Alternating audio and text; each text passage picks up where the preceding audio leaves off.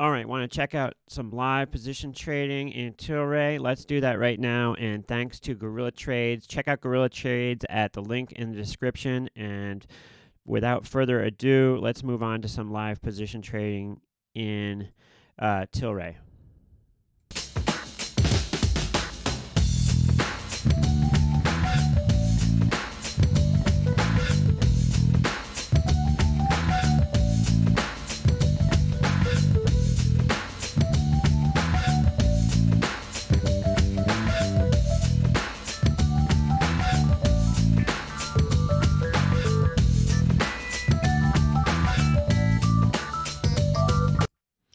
All right, so here we are. It is about 10:42 in the morning, and TLRY 158. We've just gotten a little rally upward, and I just wanted to go through sort of what my position is right here. First of all, so I am let's look. If we look at the price slices here, and I don't really want to put my P&L because that's not important, but so TLRY right around here. I'm about flat deltas. I'm slightly short. Let me clear out these rest of these trades. It's showing me short 10 deltas here versus 159. The thing's just ripped up a little ways. Stock has been hovering around 153 when I decided I would start doing this video, but if we take a look at the minute by minute action, it's had a little pop. Let's go to the daily chart here, and you can see in the last like 2 or 3 minutes it's gone from 154 up to 158. So let's go through some trades. Yesterday is when I initiated my position, my current position, and if we go back to yesterday on this chart, it was in the similar area of the stock, or around 158, that I started selling some stuff yesterday, and here's my trade reports just so you can see it here. So I started out by selling the 19 OC 180 195 call spread, so an out of the money call spread, just to sell some out of the money stuff. And my reasoning on this is that this is just to sell some way up high stuff. I'm thinking that this cannot get back to 300 again, and if it does, it's going to take a long time to get there. So sold some verticals. This one 400 for this one. These ones were canceled, so those didn't get filled. Let me take a look, and maybe I can edit this so it's just fills. Order history. Okay, trade history. Okay, so let's just go to the trade history. So first thing I did was I sold a 180 195 call vertical for $3.97. So for $4, this was the stock around, once again, 158. So it's about $20 out of the money. $15 call vertical for about $4. So for a little bit less than a third of the price of the vertical, of the width of the vertical, I sold it. So I felt comfortable with that. Closing out a UVXY trade. Next thing I did was I sold some October 60-70 call spreads. Okay, now this is essentially a purely delta play. It's kind of almost like the at the money call spread at the time. Stock was around 157. So this is just a short, pure short delta play. And my reasoning on that was that we've just had 4 days in a row of the rally here, and looking for a little pullback at some point. Okay, so look, here we go. 1, 2, 3. Well, it had been here. So that was not a rally there, but 1, 2, 3, the fourth day of the rally there. Get short deltas. And it immediately started to go against me, kind of like it is right now, in that the stock did rally from, I was in the 158 area when I sold it, and it did rally up to like 160, and actually got up to 170s later in the day, as we know. So let's go back to the other trades on here. So I sold some more of these verticals, the 160-70, few more units. And now you can notice these are just one lot small trades here. And then I sold a way out of the money call spread also, the November 220, 230 call vertical, and that's once again a way out of the money call spread. once again, with the thought that this has to pull back at some time, or it's likely to pull back at some time, at which case I can flatten out my delta. So all of these trades, and the day's trades ended here. The other one is selling the 60-65 call spread in the front week, and once again, a pure delta play.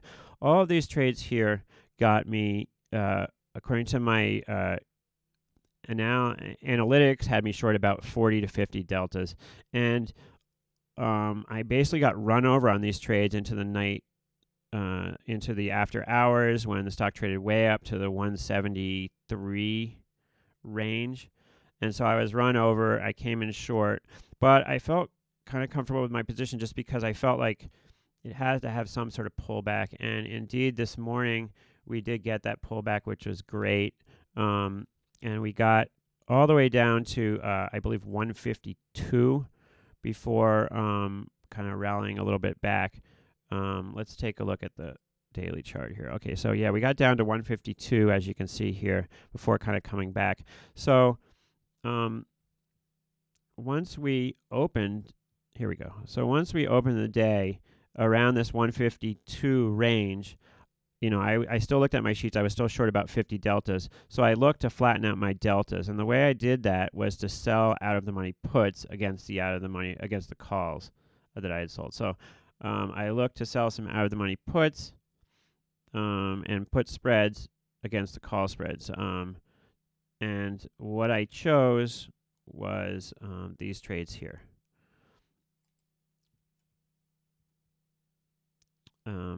I chose to sell the 5 October 30-40 put spread for 321. So once again, about a third of the width between the strikes to sell that put spread. I sold another one of those for a little bit higher price as the stock went lower, and then the stock went a little higher. I sold another one of those, kind of reached for it. Then I sold this November $15 put spread, the 120-105 for $6, and that's that's farther out of the money. The 120 strike is a ways away from here, but all of these trades are kind of it was good against selling the call vertical with the stock a lot higher, or $5 or $6 higher. So it was a good way to lock in or to the two spreads together combined for a very good price for the overall sort of type of condor thing I was putting on, right? Because I sort of have a condor on where as long as we're between the 120 strike and the 160 strike, that's the maximum win, and anywhere below or above there, you start to lose money. And by legging into it, by selling the call spread first and waiting on the stock to go lower before I sold the put spread, it sort of legged into it for good prices. So sold this Nov 120-105 put spread for $6. I think I actually put the order in to sell it for $5.80, but I got filled at $6.08 and $6.09 on that one. So let's take a look at this Nov 5 120-105 put spread right now and see what it's trading for. So if I were to sell the Nov 20 and buy the Nov 105 right now. So midpoint's 590. So right around here, it hasn't really moved that much. Stock is up $4 since then. But, this stuff is rich premium, and it can certainly blow through all these strikes. I was looking at this 60-70 call spread that I'm short, and I was kind of bidding mid-market to try to get some of those in with stock 153. I wasn't really aggressive enough. Obviously, it's still, if we expired right here, it would still be worthless. I was bidding like 280 bid for it. Let's see what the market is in it now. So if I were to buy the AUK 160 put and sell the AUK 170, so like mid-market's 370 now. So would have been good to have bought one or two of those in down there. However, if you get a little confused, it's always good to just go back to your price slice screen here to show your delta. And delta is showing short 9 here. So pretty flat, much better than short 50. So I feel comfortable with that, showing collecting $100 in theta a day, and you can see P&L wise what happens up or down 30% isn't too bad here. Losing 300 or losing 200 up or down 30%. So that looks very reasonable to me. You can see with the small position, my margin requirement's around $8,000 for this small position I have on. Short 96 gamma, collecting 100 a day, and short 100 deltas here. And there's no telling what this could do. It could go right back to 170, in which case I would be in kind of bad shape. I am still looking to kind of, if I could buy one of these spreads in to flatten out my delta to 0, that would be nice. But it would be unfortunate if I bought the spread in here for $3 and then A, ends up going out worthless, or B, stock goes right back down to 152 in a few minutes. So it's a hard thing to figure out when to cover your short trades, when even if they're making or losing money. But it can be a good thing to just kind of like bid, put a bid in, maybe not be that aggressive and see if someone hits it. So for example, 160, 165, I'm short one of those. So let's put a bid in maybe below mid-market. So buying the 160, selling the 165 call. So mid-market's 195. Let's put like a 180 bid in for this one lot. And who knows, maybe someone hits us, we take a profit. Now you want to be careful to not just say, okay, well, I'll put this in. You want to be careful when you put an order in, not to just be saying, oh, okay, mid-market's what it shows, and just trust that this mid-market makes sense. You want to actually think about it, remember where you sold it for, see where the stock is, and because there could be a one lot in the book somewhere that's bid or offered that changes the midpoint drastically and makes it either that you're selling it for too low or buying it for too high, or basically your market's just off. So don't just go by what the mid-market is and assume that's fair value, because it's not necessarily the case. One way you could try to ascertain fair value is to go to theoretical price here. Make sure always that this is reset to the right date. And sometimes these are accurate and sometimes they're not. If you look at these, sometimes they just make them so they straddle mid-market. So these are the theoretical prices. So it's showing this spread to be worth about $2, right? So we're 180 bid for it, so that sounds reasonable. Probably not going to get filled there.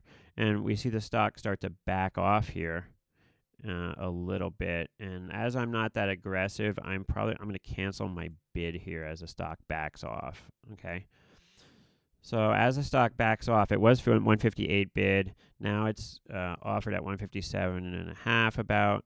I know that as the stock backs off, my bid's going to become could become the best bid, and I might get filled. I don't necessarily want to get filled on it. I feel comfortable with being short that 10 deltas right here, and so we might just hang here. Being short premium and stuff kind of being in a place I'm comfortable with right now as far as the stock price. I don't want to be too aggressive at taking off the position. I like what it's doing for me now. But let's go back in and see kind of what the market is here again. So 160, buying the 160 call, selling the 170. Let's check that one out. So I am short 3 of these 160, 170 call spreads. So buy a 160 and then control and click on the bid of the 170 to show the spread. So it's 335 is sort of mid-market for this. Once again, before with the stock a little lower, I was bidding 280 for this. I wouldn't mind taking off one or something. But let's look at the stock here and just think about it. Now, we don't know what's going to happen, of course. But let's just see this is what it looks like in the last few days. And what does that look like to you? It could just be kind of regrouping before it makes another huge push higher. There's been a lot of articles out saying that, well, this is overpriced compared with other stocks in the industry. If we look at other stocks in the industry, I've got NBEV up here, which is down $1 today. I've got the general market has kind of rallied to unchanged. It was down.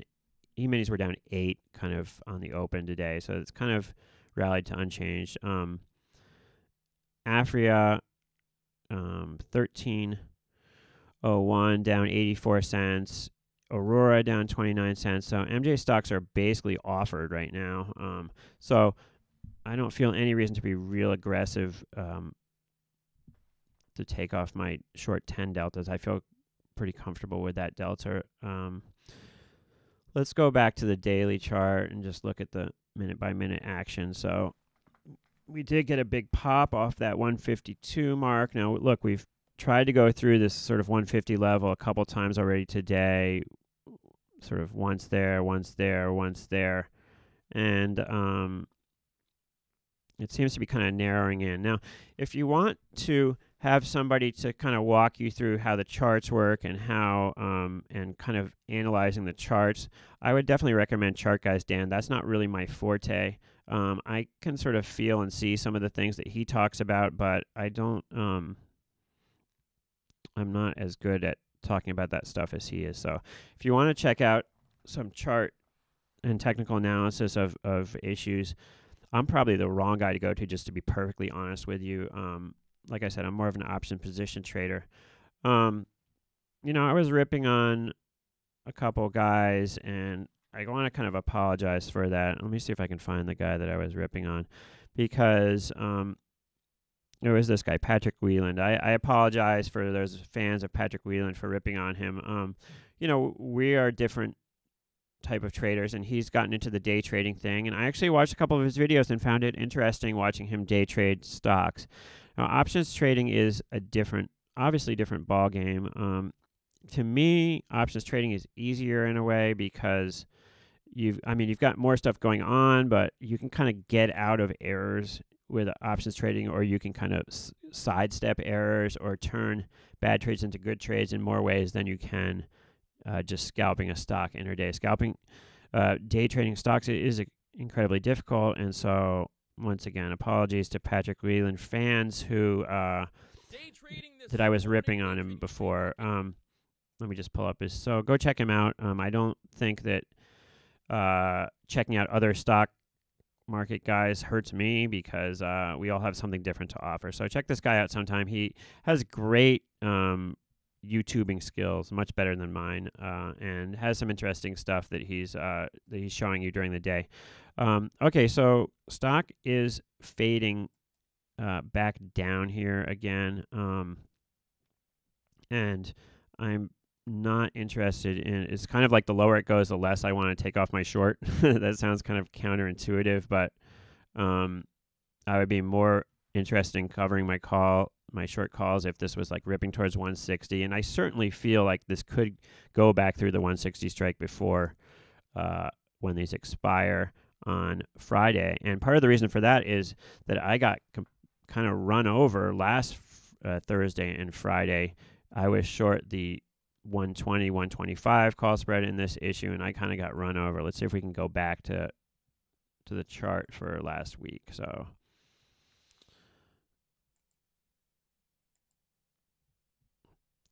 this was last Thursday, Friday. This was this rip up on Thursday, I believe, right here. And this was not fun for me. I was short this 120, 125, and the couple days before that, everything was just kind of mellow. You can see these other days just kind of mellow, and then this huge rip up here to 130 was not good for me. So then, fortunately for me, it came back down to like the 126 level here that I'm kind of pointing at, and I covered my position, but it was ugly for me right there. I lost a little bit of money, and it wasn't fun. So I'm careful here about wanting to be aggressive if we start to rip to the upside to take off some of these short spreads. But I am kind of flat deltas now because of selling those out of the money put spreads. So that kind of evens things out for me. All right, so let's just take a look. I'm still looking to maybe buy one of these spreads. So let's see if we can't do that. So let's be buying the 160 call in the front week. We've got 3 days to go in this, and selling the 165 call. So I'm going to click on the offer for the 160 call, hold my control, and click on the bid for the 165 call. All right, so now it's showing 190 as the midpoint, or $2. So I'm going to put my 180 bid back in for a one lot. And I'm probably not going to get filled, but whatever. Maybe the stock pops down to 152 for a second and I get filled, but I've got a bid in there. Okay. So if somebody comes in, now you can go on the scan and go to ICE spread book, and it's going to show you these are different stocks and resting orders. If we do type in TLRY, this is going to show you some resting orders for TLRY, and there's not much here in the ICE book. This is a buy right, as they call it, selling stock and buying a call. So if somebody wants to do the step 90 buy right, it looks like they're taking it off actually. Well, let's see. They want to buy the stock. No, it looks like they're trying to put it on. Anyway, here's some other spreads, okay, that are out there. I believe these are spreads that are just other customers for TD Ameritrade. But here are all these TLRY spreads that are out there, and it can be fun to go through this stuff and see if you match up to any of it. So we've got call spreads in December. Here's a OC5, 160.65. Here's my spread right here, actually. Here's my spread in, paying 180 for this spread. Now, here's somebody offering the 50.60 for $2 credit. 60.65. This guy's bidding my same spread. This guy's bidding a $1.25. Is that no, it's the next week's spread. Same spread. The guy's a $1.25 bid for it.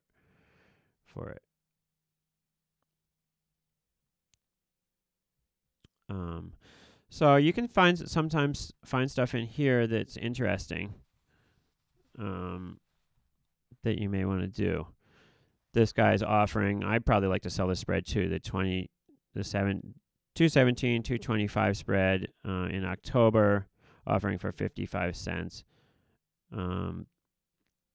That's not a bad deal, selling some more out of the money spread. So the theme here is trying to creatively and carefully sell premium in TLRY and not get run over. And it can be a challenge.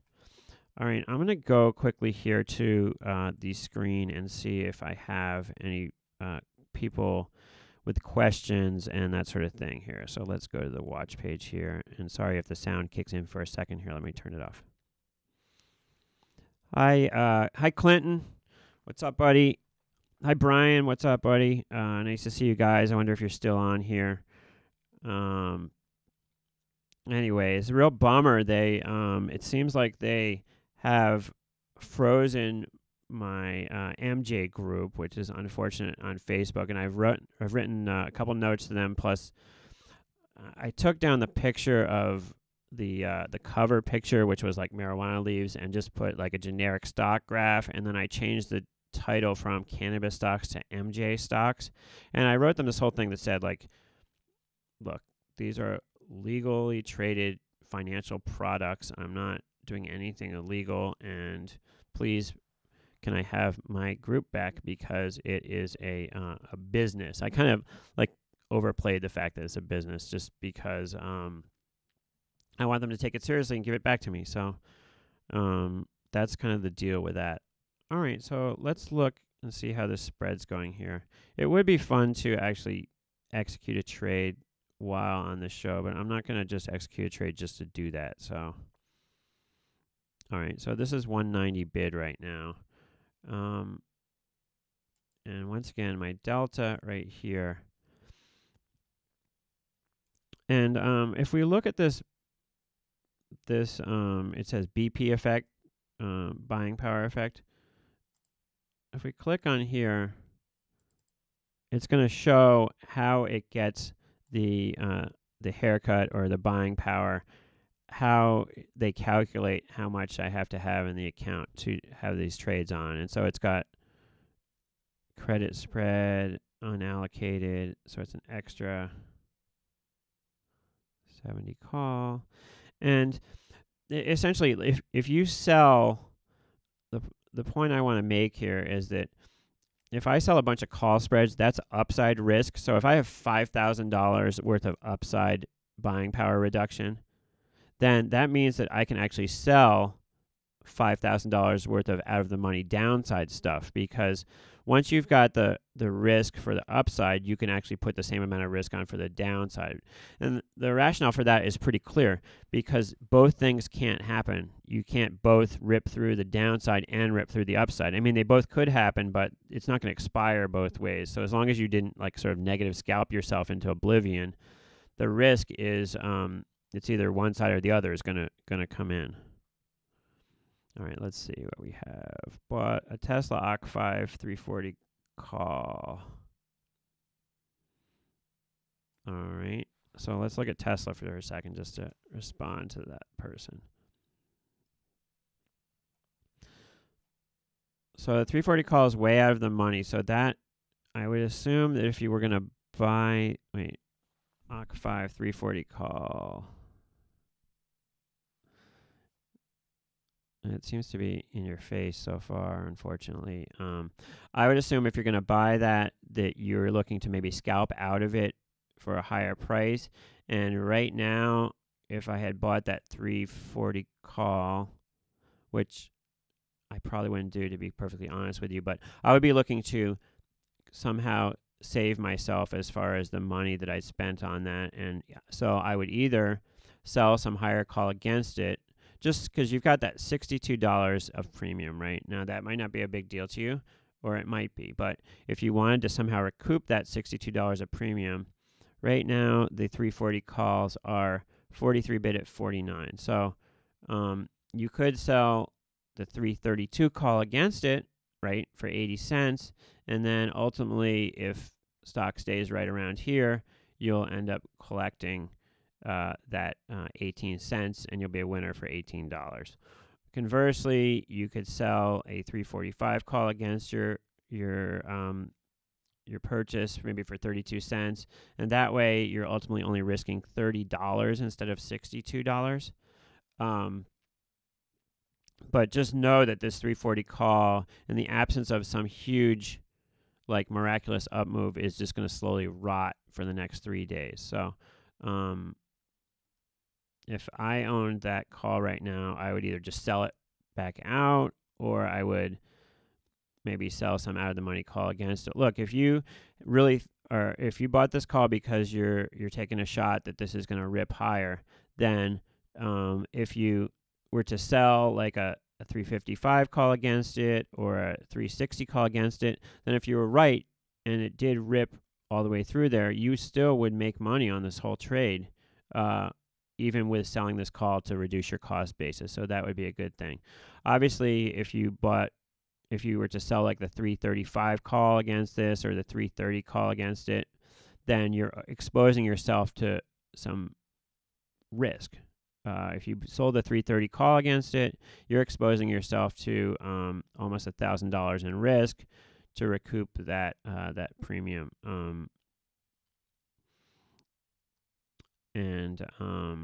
So that's something to think about. If you did sell like the 335 call against it for the same price, then you're exposing yourself to $500 in risk if the stock ripped up that way. But you could potentially get out of losing that $60. So, just stuff to think about on that little trade. Let's see. Would that be a vertical spread?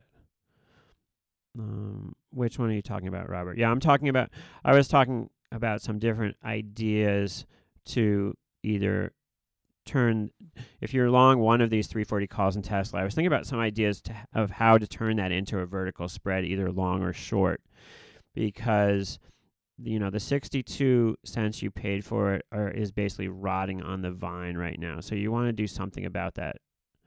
Either sell something else against it, sell it out, or those are the two options. Sell something else against it. Probably me, because I'm a little bit of a risk taker, and my personal opinion of Tesla is it's not going to rip out through all those strikes. Is I would probably sell a 335 call against it, and for 62 cents, and then if stock stays below 335, then you've scratched the trade. That's a lot of risk, though. I guess that's not a great idea. But if you do sell a 345 call against it, you've cut your risk in half, and you still have an opportunity to make money if it rips upward. The other thing you might want to do is just hang out, see what happens in the next couple hours, and then make a decision. Those are just some alternatives you might think about. All right, so let's go back to TLRY again. TLRY, okay, moving against a little bit. We are short 10 deltas, moving against us. I'm not aggressively bidding for this spread here, so let's see what the market is in the spread right now. Once again, I'm short 10 deltas here. Hanging out. Stock's up a little bit, but the spread really hasn't moved, and that would make sense because this stuff is, once again, volatility will come in a little bit here with the stock just sitting still. And remember, this is a vertical spread, right? And it has a break-even point. Right now, let's see.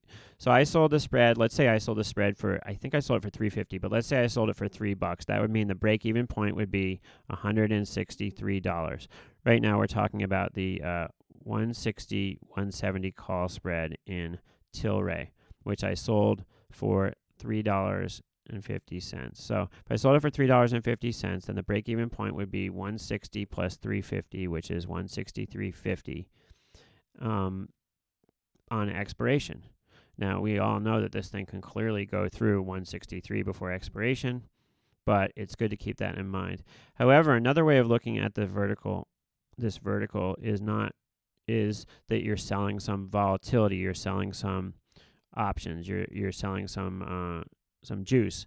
And so as every minute that goes by, the spread becomes worth less money, because every minute that goes by, it's less likely that the stock goes through 160 before expiration. Now, it still feels very, very likely that could happen, but it's becoming less likely every minute. And so the more we hold off at buying in these spreads, the more money we can potentially make. But at the same time, this thing can rip at any point. So now that I've sort of flattened out my delta in here, I'm not as aggressive at buying these things. But and when we look here, it does show my delta at being short 8. And once again, I do feel comfortable with that right now. But let's just model this trade, okay? So let's take a look at the order here. And if we go to Analyze Trade, when we go to the Analyze tab here, we can see that if I pull this, I'm just stretching this here. Okay, so if we go to the Analyze tab here, we can see the trade here, and I can unclick it, and it's going to show my delta without it. And let me clear this out so it's clear here. Reset slices. Okay, so unclicked is my delta now, and you can see it shows 8 deltas. Click it, and my delta goes down to short 3 deltas. So it would help flatten me out to some extent if I were to buy this in, which is a good thing to do. The other thing is that you want to take into account, however, is that these deltas are going to change over time. So if we were to go and change the date, move the day forward, which I like to do just to check out the scene, the more we move the day forward here, the shorter the delta I actually am.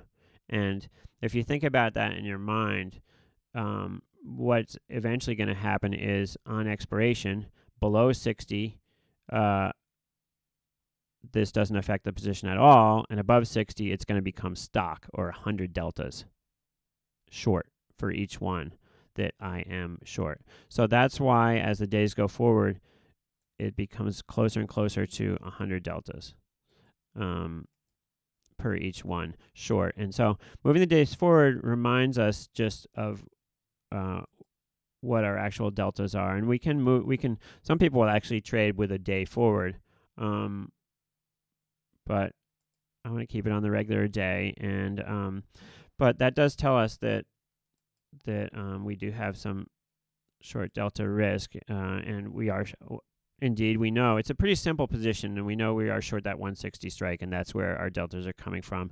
If we had a position with many other options in it, here you just see 1 and 2 and 3 lots and stuff, and it's pretty easy to decipher. But if we had a position with a lot more trades, then we would have to rely even more on looking at these price slices and looking at our Greeks and moving the date and moving the price around to kind of figure out what's going on here. The other thing you can move around is the volatility.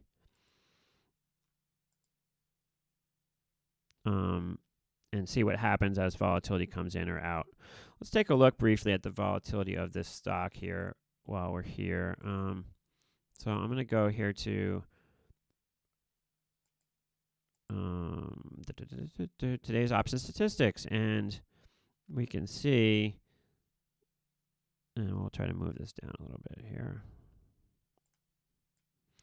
and it's going to give you implied volatility average 185, which sounds high. 52-week high and low not available because this thing's only been trading for a couple months right now.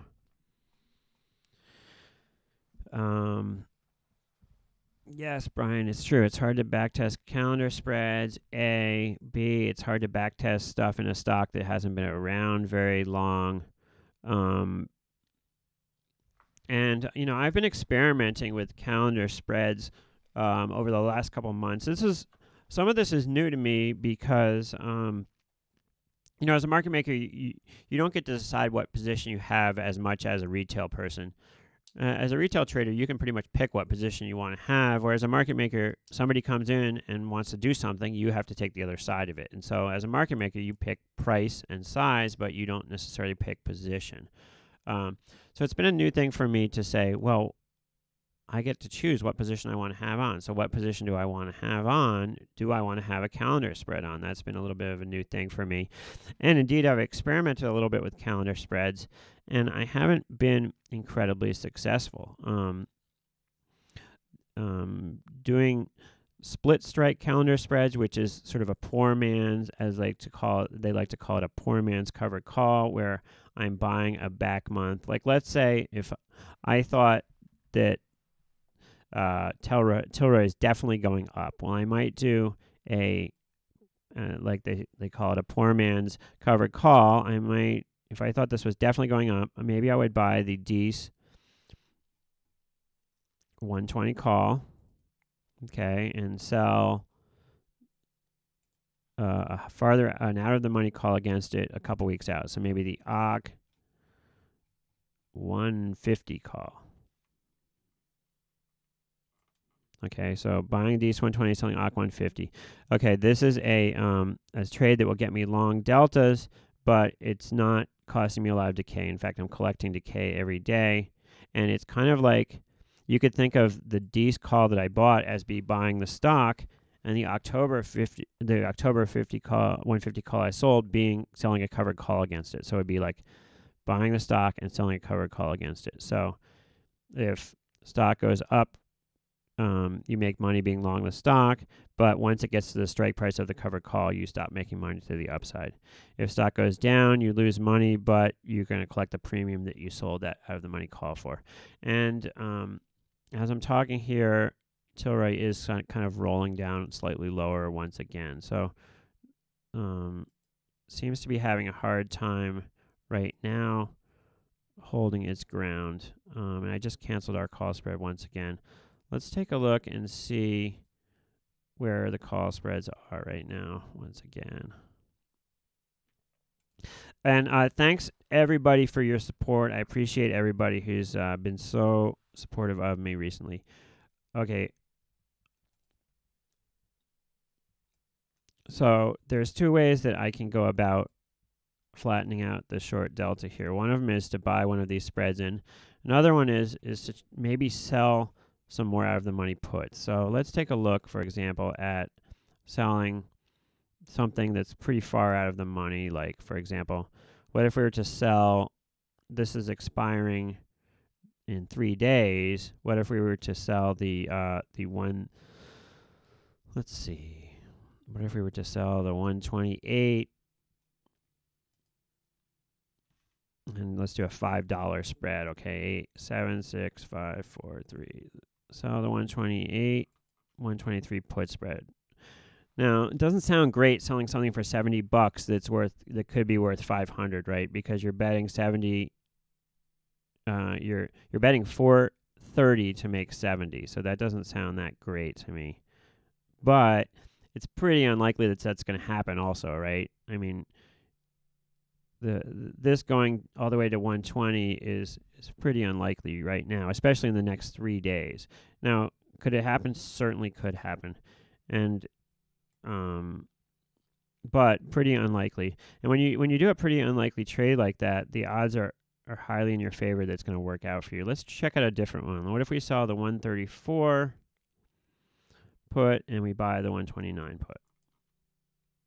So this is a little bit closer to at the money, collecting a little bit more premium. So we'll collect 100. We're betting 370 to make 130. And let's take a look and see what this would do to our deltas. So if I go to this and I go analyze trade, that's going to throw that trade into our analysis tab, and it's going to change our delta to, well, let's make sure. Okay, so here's the trade. So without the trade, short 8 deltas. With the trade, short 3 deltas. So that would help our deltas a little bit. And the kicker is, if stuff stays above 134, we're going to collect $125. If it goes, you know, we could end up losing 300 and something on this one though. So it's a risk reward thing. But I don't mind that trade. So let's actually see if we can execute this trade. So selling a $5 spread for $1.25. Obviously we're risking 375 here. And what we could do is not be aggressive. We could just put a 130 offer in and see what happens. Now, people have been reaching for these, so or at least the other put spreads I was trading, they traded mid-market right away. So we could even go higher than mid-market and see what happens here. So I'm going to offer this at 140 here and see what happens.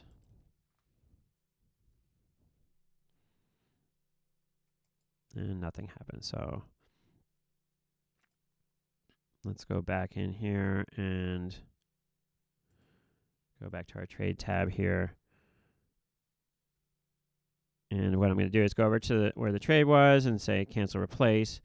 And now the mid-market is 120. So let's match mid-market on this one. The reason for that partially is the stock rallied slightly. So I'm going to offer this at $1.20 here. And still not getting filled, part of because the stock is rallying. We could leave this here. I might be willing to sell this down to like $1, but that's probably the lowest I'd like to sell it. I'd like to leave it here at $1.20, and if the stock does go down a little bit, somebody might reach and buy this and we get filled. That would be fun if someone just reached for it, right? The other thing we could look at is I am short this 140, 130 spread. We could look at selling one more of those. Let's try that. So cancel this spread. And what if we sell one more of these spreads? So sell a 140 put and buy a 130 put. So that would be, we get $265 each time we did that in premium. And if we analyze this, this would get us actually long 1 delta. So we would go from being short 8 deltas here to long 1 delta. And mid-market is 270. So let's think about putting that order in. So if we were to sell this put spread, okay, this stock could easily be down 16 and blow through that strike. However, the break-even point is $2.70 lower than 140. So that gives us a little bit more room. And also, all the premium that we sold the out-of-the-money calls for is kind of going in our favor if this rolls lower. So I kind of like this trade, and I'm going to offer it mid-market and see what happens. I don't think I'll get filled. I'm actually going to offer this at 260 to start with and see if I get filled on this one lot. Okay, here we go. And I got filled. So I sold it for 261. And now we are long 1 delta. So there you go. And let's see. Jack Johnson says, are you selling naked options? No, I'm not selling naked options. I'm selling actually all vertical spreads so that there is a limited risk for me on these. So for example, if I sold the 180, 195 spread, once the stock goes through 195, I'm sort of stopped out to the upside. What's to stop someone from just selling stuff so far out of the money and collecting premium all the time? Nothing is to stop you from doing that, actually. The problem is that the stuff that's way, way out of the money, you're not going to get much of a premium for. And you don't want to sell too much stuff. Like, you don't want to sell a spread, like something that's way out of the money that you don't want to sell. Let's find something like that in TLRY right now, just to illustrate, okay? Because it's a balance. You want to be paid enough for the risk you're taking on to actually take that risk on. Because remember, every option you sell is you are leasing to somebody the ability to buy or sell 100 shares of stock, and you don't want to give away that opportunity easily. So let's take a look at some options that are probably not going to come in that you really just wouldn't want to sell, even though it's very unlikely it's going to happen. So for example, you could sell here the October 275 calls with 3 days ago for 10 cents, right? So you collect $10 each time you do it. But here's some problems, okay? If I try to do this trade, first of all, it's going to cost you, you're going to have a lot of margin money. They're going to require you to put up a bunch of money to do this trade. So you can make the $10. Let's see if I try to sell this one call. I'm going to have to put up $1,500 in capital for the next 3 days to maybe make this $10, okay? Plus, it's going to be probably at least $1 each way in commission, so that would be only making $8 total. That's kind of an extreme example. The 250 call, look, $20. You could collect $20. Let's see how much that would cost you. So $1,600 in capital is tied up for a couple days, but you could collect the $20. And that sounds reasonable to some people, but if you go farther out, you're going to see different examples. So December, 80 days out, you could sell the 600 call for $120. Is this going to go to 600? I don't think so. But it would tie up $1,500 in capital for the next 80 days. So if you've got a limited amount of money in your account, you probably don't want to tie up $1,500 for 80 days to make $100 or $120. If I sell 1,001 10-cent options, what's to stop you is you're gonna have a lot of margin requirements. And in fact, and my friend who I'm talking about here will know that I'm talking about him, but I'm not going to name him. But there are many times when people actually do, the week of expiration, do sell options for cheap prices. And I'm pulling up UVXY here, for example. People will sell stuff with a couple days to go. Like you could sell the UVXY, the 44 calls for 14 cents, right? You could sell, or 13 cents, you could sell a boatload of those. And it seems like free money. But each one of these you sell, okay, you're tying up $3,000 worth of capital, A. But B, the one time that, if someone declares war or something, this call could explode in your face. So better to do, buy this call for 13 cents and sell this other one for 40 cents. And that way you're selling premium, but if the worst comes to worst, you're capped out. So for example, I could sell the Stocks 36, I could sell the 40 call for 27 cents, buy the 45 for 15. You're not collecting as much money, but you're still collecting 15 cents. But A, only costs you $487 in capital to do it, and B, you're not going to have to start a GoFundMe account to get your money back when things don't work out for you. So anyways, but good. I do like the idea, Jack. Good idea, and you can do a little bit of this. And there's a borderline where stuff actually is meaty enough to sell this stuff, and it's worth your while. And TLRY is a good example of that because how high these premiums are. So, like, look, 3 days to go. The 210 calls, okay, that's $60 out of the money. Trading a buck seems reasonable to me. You sell this for a buck. Okay, $5,000 in for each one you sell for a buck, it's $5,000 in margin requirement. So now let's say though that you have a decent sized account. Nothing's, you've got $100,000 sitting in your account, and you're waiting to use it for something later or something. Maybe you do a little bit of this. Maybe you sell maybe $5,000. It's just sitting there, and you can afford that margin requirement to sell a couple of these for a buck. But even so, even if you have the money available, it's still it makes sense to me to cap yourself out. Because what happens if, like, Coca-Cola takes this company over tomorrow and it goes to 500?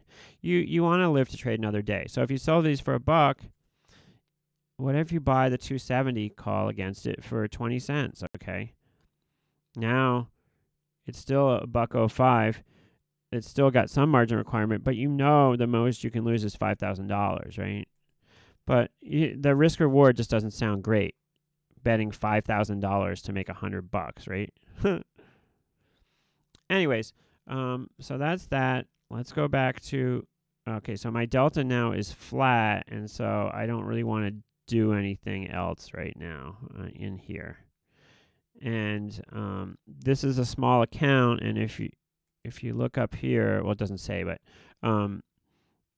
pattern day trade rules means you can't buy and sell stuff more than 3 round trips in 5 days. So you want to keep that in mind when you're trading stuff, that you can't just trade in and out and in and out and in and out of stuff like crazy unless you have at least $25,000. This is a sample account, which I keep very small so that I can illustrate for people the trials and tribulations of trading with a small account. So there you have it.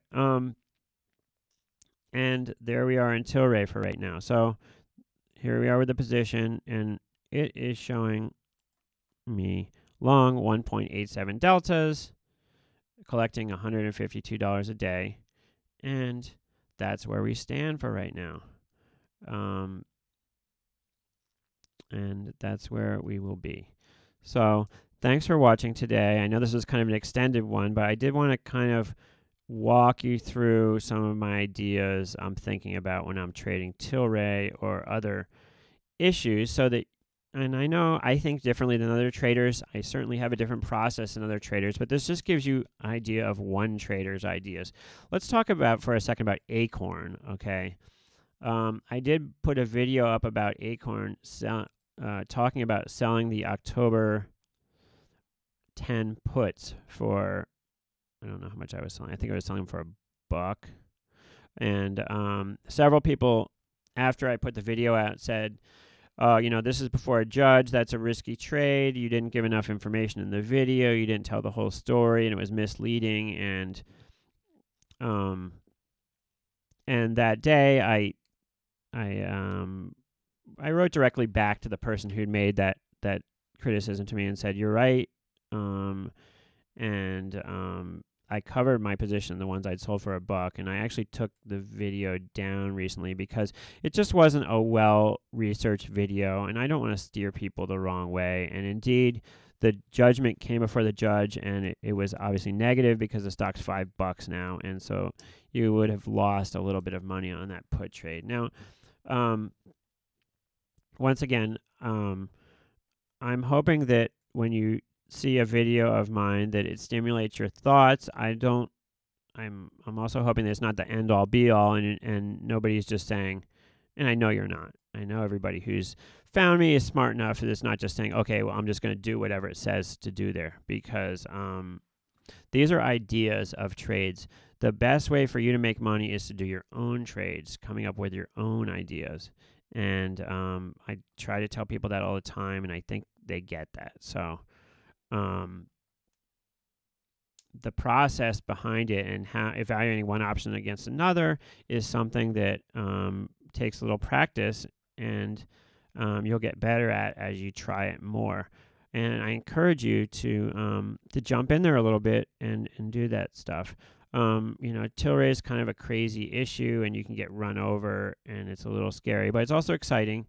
Facebook is one that I've been interested in lately because I feel like at some point it's going to be a buy, as it's in pretty much everyone's portfolio has a little bit of Facebook in it, who's has a 401k or something like that. The S&P 500 is a big component of the NASDAQ, and I feel that at some point the selling pressure is going to be over, and this is going to be a buy. My buddy, as I mentioned before, bought it for $40 and rode it all the way up to here, and still is long it. And I want to get on that train at some point. Here's a stock right now. I don't know exactly when I want to get on the train. I don't think right here is an incredibly terrible place to get on that train. Also, these MJ stocks are down today, okay? Here's Afria. If you are thinking that you want to play the MJ game, okay, Afria here looks pretty precarious. There's not a lot of support, doesn't look like, for a while here, right? Looks scary, but much better place to buy it here than, at 16 when everybody's bidding for it. Same with Aurora, okay? Aurora, they've announced it's going to be listed in the New York Stock Exchange at some point. All this positive news coming out about Aurora and Afria all the time. This is a better spot to buy it than, and this is actually a worse argument on this one because this is still pretty close to the highs, but, off the highs for a second here on this one also. Canopy Growth, off the highs again, but once again, these things could have a, there's a lot of airspace down below on these ones. But I am considering buying Afria here and trying to get a little scalp to the upside. Now, it would be to just buy it if I can get 30 cents out of it, then sell it up 30 cents, but something like that. It has turned around a bunch of times here. Let's go to like more of a okay, so here's a 10-day chart. Okay, looks like it's going straight down here, right? Much better place, obviously, to buy it here than to buy it for 15, like I said before. And this could easily have a little pop somewhere. The chart looks terrible right there, actually. So I don't know. But I am looking at some point to buy these issues, and because I feel like they will make new highs at some point in the new year.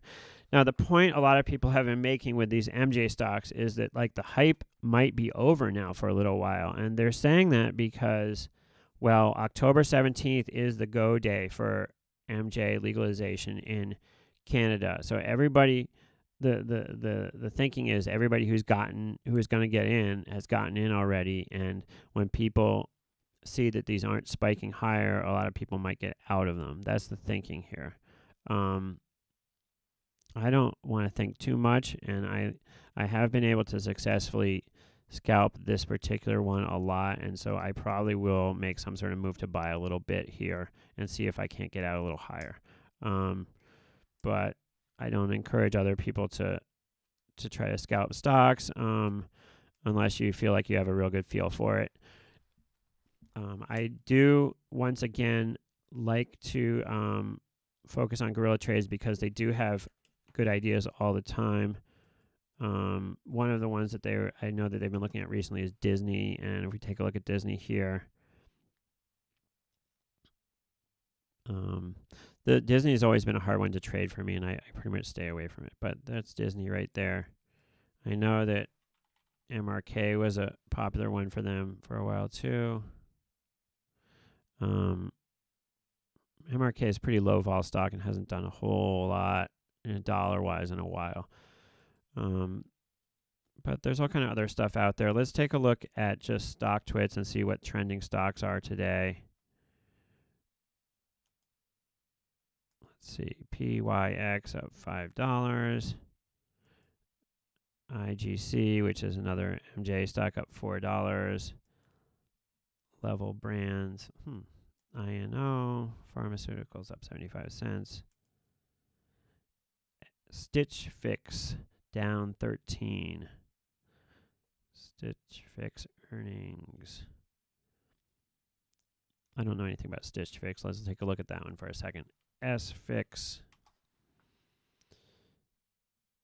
down 13. On here, you can go to live news.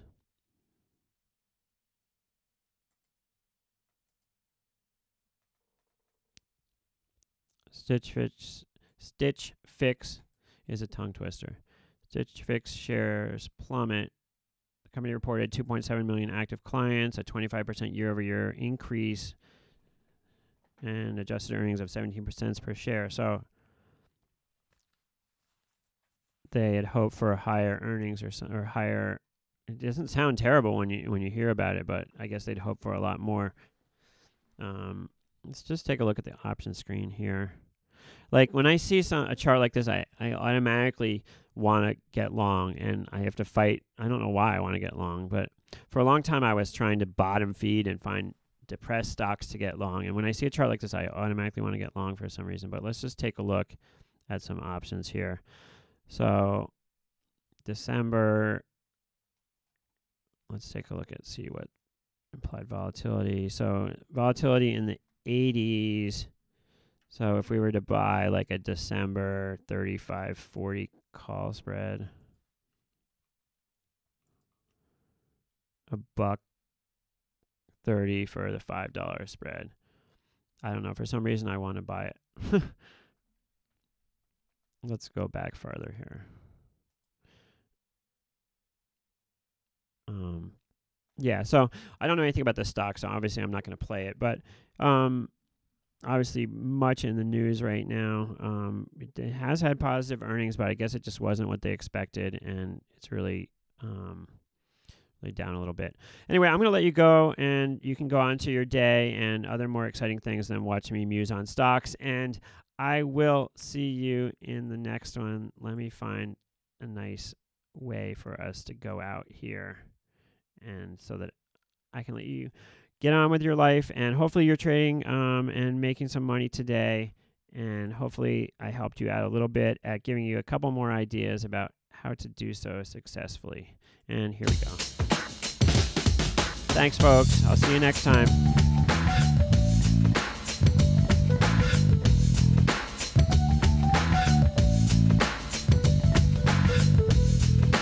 Thanks for your support.